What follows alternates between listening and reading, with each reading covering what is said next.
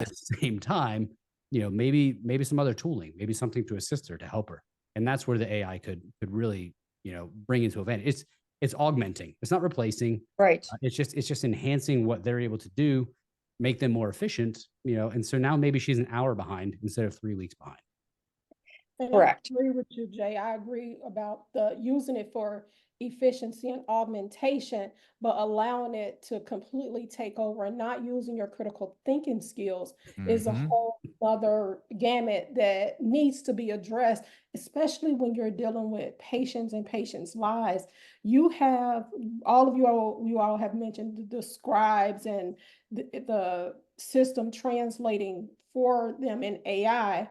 Well, AI can put things in wrong. Who's going back to check and make sure that what is in the system is correct? Where is your critical thinking skills? You cannot put all your trust into AI.